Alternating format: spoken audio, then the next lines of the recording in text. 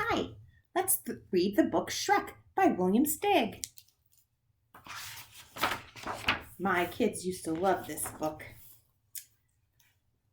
His mother was ugly and his father was ugly, but Shrek was uglier than the two of them put together. By the time he toddled, Shrek could spit flame a full 99 yards and vent smoke from either ear. With just a look, he cowed the reptiles in the swamp. Any snake dumb enough to bite him instantly got convulsions and died. One day, Shrek's parents hissed things over and decided it was about time their little darling was out in the world doing his own share of damage. So they kicked him goodbye, and Shrek left the black hole in which he had been hatched. Shrek went slogging along the road, giving off his awful fumes.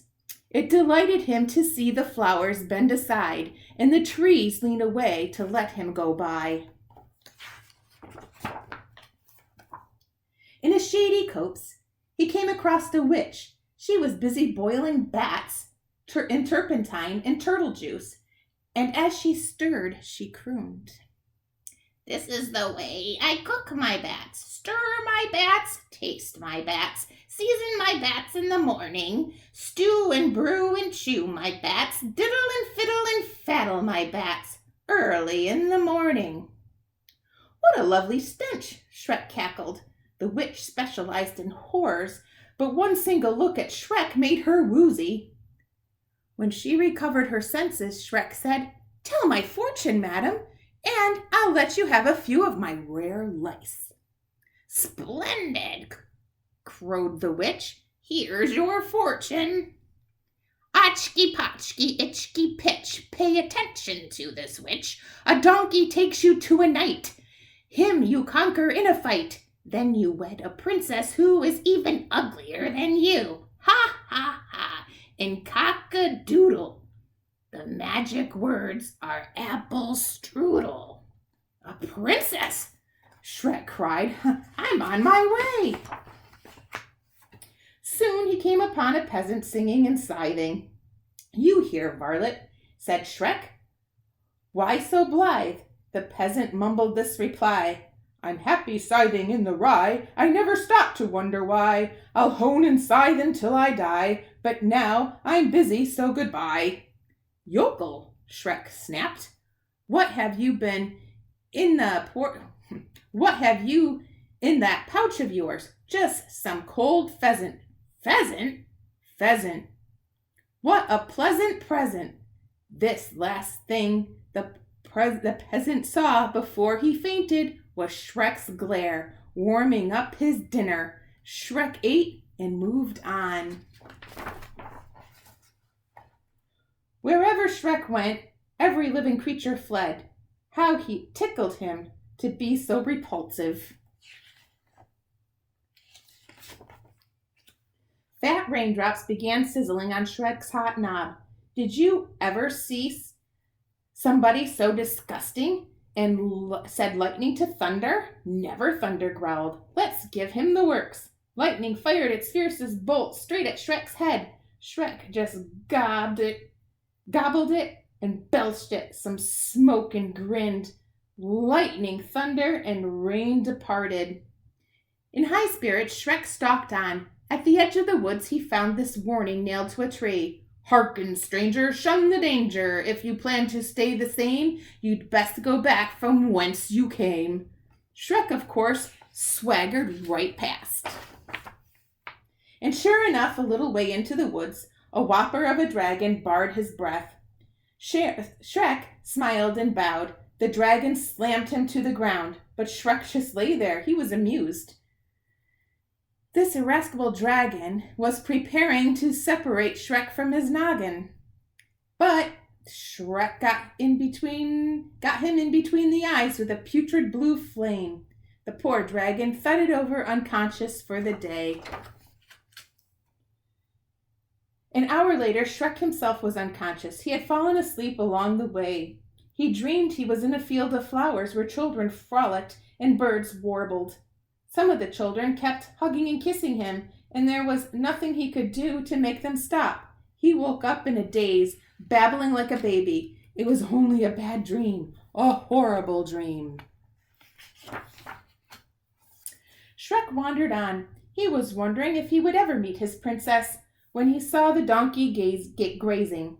Was this the donkey the witch had foretold? Shrek hurried over and tried the magic words. Apple strudel. The donkey raised his sleepy eyes and brayed. I gaze in the green as I graze in the green. Seeking out the clover, I laze and spend my days in the green, a chewing, chomping rover. You jabbering jackass, Shrek screamed. Aren't you supposed to take me somewhere? I am, to the nutty knight who guards the entrance, to the crazy castle where the repulsive princess waits. Then take, Shrek shrieked, and he hopped on the donkey's back.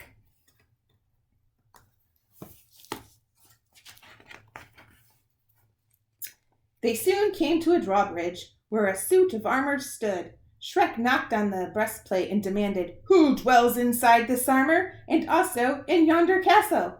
In here a fearless knight, in there a well-born fright, was the answer. It's my princess, said Shrek, the one I'm to wed. Over my dead body, roared the fearless knight. Over your dead body, Shrek agreed. Not so brave, thou churlish knave, countered the knight. Do me the honor to step aside. Shrek can go to meet his bride, Shrek commanded. Magician's mercury, plumber's lead, I smite your stupid scabby head. And the knight smoked. Shrek popped his eyes, opened his trap, and bellowed a blast of fire. The knight, red hot, dove into the stagnant moat. With a nasty snort of triumph, Shrek crossed the bridge and marched into the castle, and there, for the first time ever, he found out what fear was. All around him were hundreds of hideous creatures, who he was so appalled he could barely manage to spit out a pit of flame. All those horrid others spat back. He started to run. They all ran. He lashed out at the nearest one. But what he struck was glass. Shrek was in a hall of mirrors. They're all me, he yelled. All me. He faced himself full of rabid self-esteem, happier than ever to be exactly what he was. He strode in, and his fat lips fell open. There before him was the most stunningly ugly princess on the surface of the planet. Apple strudel, Shrek sighed. Cock-a-doodle, cooed the princess. Shrek said, Your horny warts, your rosy wrens, like slimy bogs and fusty fens, thrill me, said the princess. Your lumpy nose, your pointy head, your wicked eyes, so livid red, just kill me, said Shrek. Oh, ghastly you with lips of blue, your ruddy eyes with carmine styes enchant me. I could go on, I know you know the reason why I love you so. You're ugly, said the princess. Your nose is so hairy. Oh, let us not tarry. Your look is so scary. I think we should marry. Shrek snapped at her nose. She nipped at his ear. They clawed their way into each other's arms. Like fire and smoke, these two belonged together. So they got hitched, and as soon as possible, and they lived horribly ever after, scaring the socks off of all who fell afoul of them. The end.